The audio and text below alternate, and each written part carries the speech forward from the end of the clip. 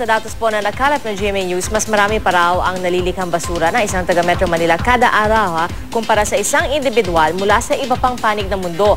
At ang sandamakmak na basurang ito ang siyang nagpapahirap sa maraming pumping station sa Kamaynilaan ng inspeksyonin po ng MMDA. Balita hatid ni Steve Dailisan.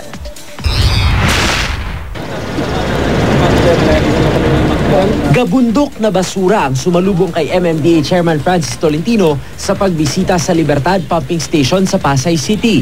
Kaaahon pa lang daw ng mga ito mula sa pinakamalaking pumping station sa buong Metro Manila. Imbes na tubig ang binobomba palabas ng Manila Bay, basura muna ang nasasala kaya bumabagal tuloy ang antigo ng mga makina. Kung ulan ng malakas, magkakaroon tayong pagbaha dito sa may along Buendia. Kasi yan yung parang flood-prone area. May 1982 pa natapos itong Libertad Pumping Station dito sa Pasay City.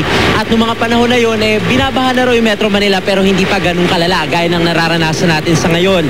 Dito sa kanilang mapa, malaki yung sineserbisyohan ng pumping station na ito. Kasi kabilang dyan yung isa sa 8 major waterway, yan yung Tripa de Galina, na dumadaan naman dito sa mga esterong maliliit na ito. At naandyan daw yung mga informal settler. Kung nakakadaan man ng tubig, nababarahan naman ang basura na itinatapon sa mismong mga estero na yan. At yan yung dumediretso dito sa mismong pumping station. Ang problema, nasa 31 years old na itong pumping station na ito. Kaya yung mga makina, kung makikita nyo, ayan puro mga tagas na ng langis.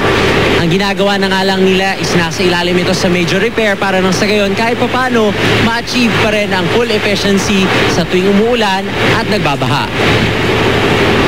At kailangan ng dagdag pondo sa pagsasaayos ng mga makina.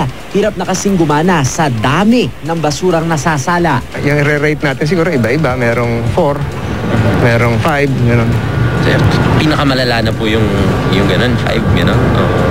May meron, hindi, sa ibang areas baka meron tayong 3. Yung hindi na madaanan, yung Estero de Alex, Estero de Maypaw. Sobrang problematic na talaga, Chairman.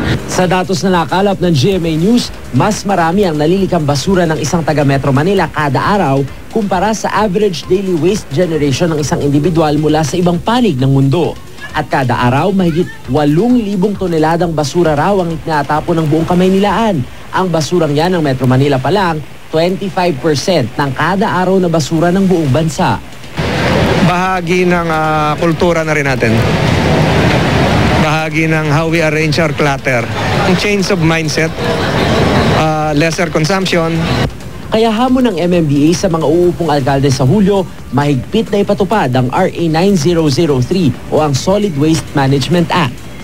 Kaya naman kung gagawin siguro, kaya lang marami maninibago. Hindi naman daw titigil ang MMDA sa paglilinis sa mga daluyan ng tubig. Makakatulong din daw ang pagsiself-demolish ng mga establishmento sa daluyan ng tubig tulad nitong sa Libertad Channel.